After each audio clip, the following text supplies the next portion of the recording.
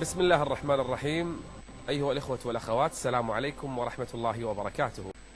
خلق الله عز وجل الخلق فميز بعضهم وجعل بعضهم أفضل من بعض، وخلق الله عز وجل الأيام والشهور فميز بعضها، فجعل رمضان لا كغيره من الشهور، وجعل أيام ذي الحجة لا كغيرها من الأيام، بل هذه الأيام هي خير أيام العام على الإطلاق. أكثر من 350 يوم أفضلها أيام ذي الحجة، العشر الأول أقسم الله فيها فقال: والفجر وليال عشر وما يقسم الله إلا بعظيم. بدأت هذه العشر التي قال النبي صلى الله عليه وآله وسلم فيها: ما من أيام العمل الصالح فيها أحب إلى الله من هذه الأيام، يعني العشر. لا تقول لي أيام رمضان، حتى أيام رمضان أيام العشر أفضل منها، لأن النبي أطلق ما من أيام. قال الصحابة رضي الله عنهم: ولا الجهاد في سبيل الله، لأن عند الصحابة هذه أعلى مرتبة، الجهاد ذروة سلام الإسلام. قال: ولا الجهاد في سبيل الله. يصلي واحد بهالأيام أفضل من الجهاد، يقرأ قرآن أفضل من الجهاد. قال: ولا الجهاد في سبيل الله إلا رجل خرج بنفسه وماله ولم يرجع من ذلك بشيء.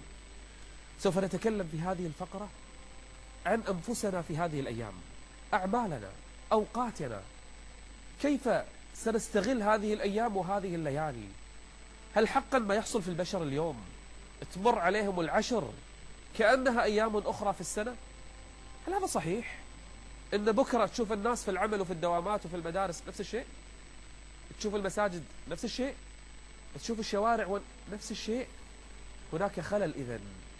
إذا كان الناس ما يستشعرون هذه الأيام، هناك خلل في فهم الناس، وربما نفوسهم لم تستعد لهذه الأيام. نهنئكم أولا على دخول هذه العشر، وأننا بفضل الله عز وجل أدركناها. احرص عليها ألا تفوتك فيها صلاة واحدة، لا تفوت صلاة. ابدأ من الليلة، اعزم. الذي لم يصلي العشاء إلى الآن فليصلي. صلاة الفجر صليها في وقتها، الظهر والعصر والمغرب والعشاء. 10 أيام لا تضيع صلاة واحدة فيها بخشوعها وأركانها وواجباتها. وإن كنت ممن وجبت عليهم صلاة الجماعة فأدها في جماعة، وأدرك تكبيرة الإحرام. صل النوافل الرواتب 12 ركعة، صلاة الضحى، صلاة الوتر. صل شيئا من الليل في كل ليلة، لا تنم إلا ببضع ركعات. والله ما من أيام تصلي فيها قيام الليل مثل هذه الأيام، ما من أيام تصلي فيها الضحى مثل هذه الأيام، ما من أيام تصلي فيها الوتر مثل هذه الأيام. احرص على الصلاة، واجباتها وسننها. 2، ما رأيك أن تصوم 9 كلها؟ شوف، ما قلت العشر، لأن اليوم العاشر يوم العيد ينهى عن الصيام فيه. ما رأيك أن تصوم 9 إن لم تكن حاجا؟ فإن كنت حاجا جاز لك 8، فإن صمت 9 كلها فإن هذه من الأعمال العظيمة. ومن صام يوما في سبيل الله بعد الله بينه وبين النار 70 خريفا. صيام هذه الأيام لا كغيرها من الأيام، فاحرص على الصوم فإنه لا مثل له. ما رأيك هذه الأيام أن تكثر من الصدقات، تذهب كل يوم إلى فقير، أو إلى صندوق للزكاة والصدقات، أو تعمل بعض المشاريع الخيرية في هذه الأيام. من كان عنده نية يحفر بئر لله فليحفر هذه الأيام، من كان عنده نية أن يبني مسجدا فليفعل، أن يكفل يتيما فليفعل. كل نيتك في عمل الخير اجعلها في هذه الأيام، لأنها الأجور تتضاعف. حسنة هذه الأيام لا كغيرها من الحسنات.